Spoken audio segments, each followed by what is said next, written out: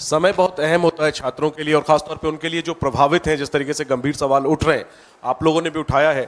तो supreme court monitored जांच की मांग आपने की है, क्या कोई टाइमलाइन आप लोग अपनी तरफ से चाहते हैं कि इतने दिनों में ये जांच पूरी हो और इसको लेकर के स्थिति स्पष्ट हो? अगर दोबारा परीक्षा करवानी होगी तो उसमें भी काफी समय लगेगा, इस पर आप कुछ कहना चाहेंगे? जैसा कि आप पढ़े लिखे आदमी हैं, खुद ही एग्ज़ाम दिए हैं, तो आपको तो मालूम है। तो अब सब लोग यहाँ पढ़े लिखे लोग हैं, एग्ज़ाम देते रहे हैं। ये जो वक्त है, ये एग्ज़ाम का रिजल्ट आने का वक्त है और जुलाई से लगभग देश में हर कोर्स का नया सेशन शुरू हो जाता है। हम खुद पढ़े लिखे हैं तो हमको अनुभव है। हमको लगता है कि इसको जल्द से जल्द करना पड़ेगा, क्योंकि अगर इसको जल्द से जल्द नहीं करेंगे तो फिर सेशन लैप्स कर जाएगा। और ख़ास करके हम बिहार से पढ़ के आए हैं, तो हमारे यहाँ ग्रेजुएशन जो है 3 साल का 5 साल में होता है।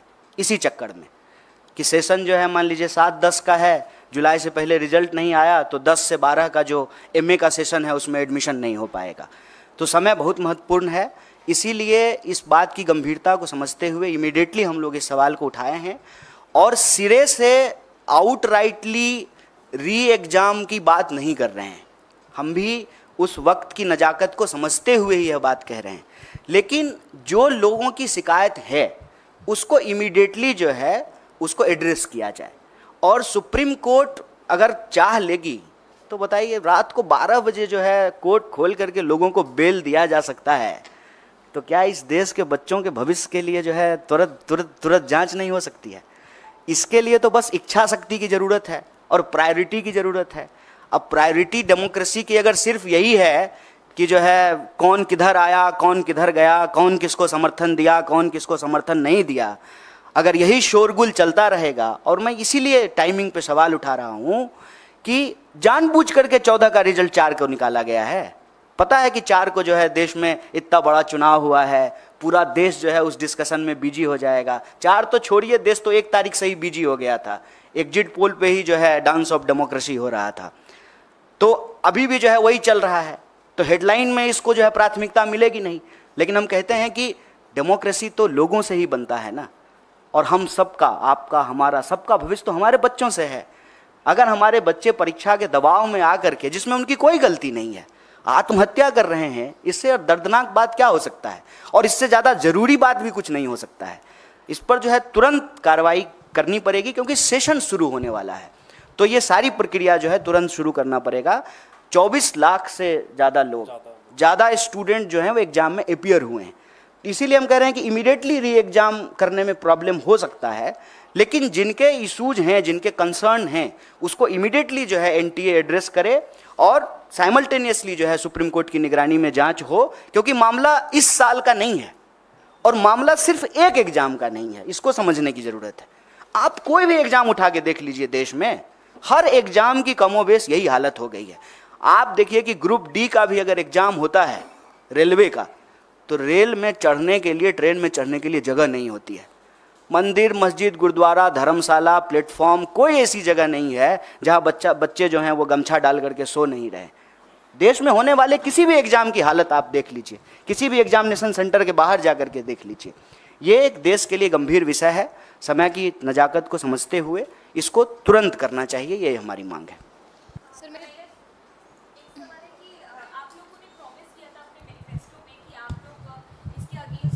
एक्शन लेंगे, लॉ भी बनाया जाएगा, लेकिन क्योंकि अब इंडिया ब्लॉक की सरकार नहीं आएगी है, तो क्या आप लोग किस तरीके से एनडीए पर इस बात का दबाव डालेंगे? क्या आप सड़कों पर जाएंगे या फिर कोर्ट में आप लोगों की तरफ से भी इसकी कोई अपील की जाएगी? देखिए, एक अव्वल तो ये जान लीजिए कि विद्यार्थी इस देश के किसी राजनीतिक पार्टी या राजनीतिक दल के मोहताज नहीं है। और मैं आपको पीछे हुए 4-5 आंदोलनों का एक उदाहरण दे सकता हूँ। कोई लीड नहीं कर रहा था, चाहे एसएससी का मामला हो, अग्निपथ का मामला हो, किसी भी एग्ज़ाम में जो गड़बड़ी हुई है या गलत नीति सरकार लेकर के आई है, उसको कोई पॉलिटिकल पार्टी लीड नहीं कर रही थी।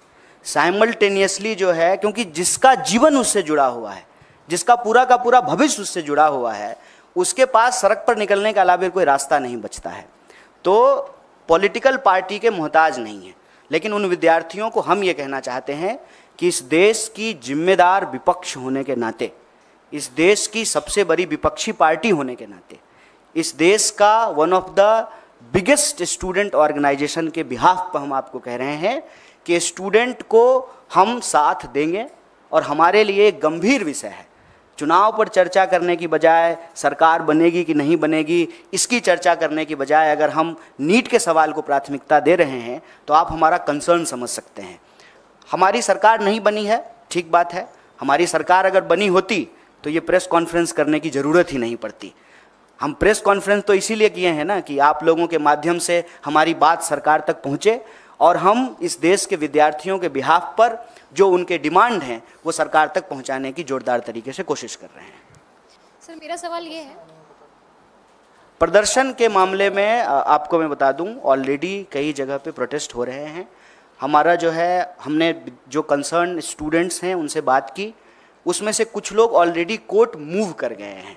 तो जब वो ऑलरेडी जो है पिटिशनर बन गए हैं तो हम लोगों को जो है उन्हीं के साथ हैं हम लोग जो है अलग से पिटिशनर नहीं बन रहे हैं, उनके साथ रहेंगे।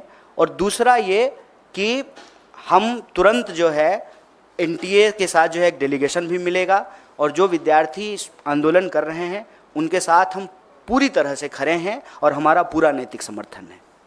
सर लगातार जिस तरीके से नीट के एग्जाम में हम देख रहे हैं गड़बड़ी हुई है, इसमें बहुत सारे ऐसे बच्चे हैं जिनके पास टाइमिंग का इशू रहा होगा, जो एग्जाम के लिए अपीयर किए होंगे, काफ़ी सालों से भी कर रहे होंगे, तो उनकी भी कुछ मांगे होंगी, उसके लिए आप क्या कुछ कहना चाहेंगे? देखिए, वैसे आप अगर इस देश में परीक्षा संबंधित किसी धांधली या गड़बड़ी को देखेंगे तो कंसर्न समूह बन जाते हैं, क्योंकि हम लोग तो एक एग्ज़ाम की बात करते हैं, लेकिन जब रियल ग्राउंड पे जा कर के अपीयर होने वाले स्टूडेंट को देखेंगे, ग्रुप और क्राइटेरिया को देखेंगे, तो अलग अलग तरह की जो है वस्तु स्थिति उत्पन्न हो जाती है। मान लीजिए जिनका लास्ट अटेम्प्ट है या जिनका एज का बात है, तो उनका रहता है कि हम री एग्ज़ाम कराएं। हम इसको लेकर के अपनी तरफ से कोई बात नहीं कह रहे हैं, जो विद्यार्थियों की तरफ से मांग आ रही है उसी को रीइटरेट कर रहे हैं। पहला, इमीडिएटली जो है रिड्रेसल हो, जो भी इशूज आ रहे हैं उसको। दूसरा, इसकी जो है एक निष्पक्ष जांच हो।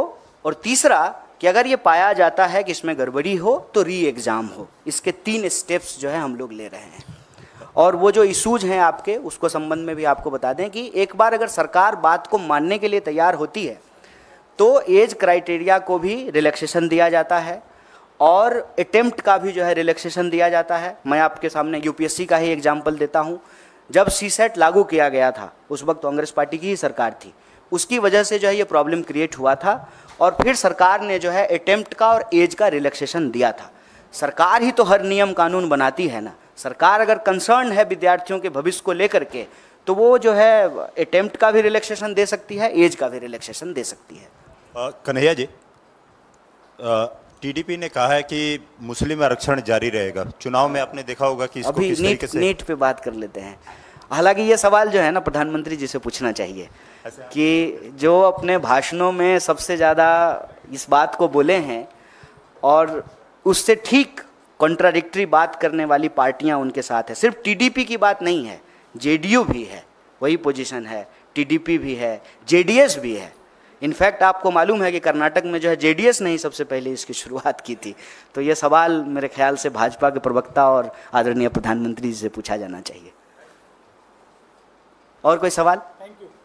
बहुत बहुत धन्यवाद आप सबका।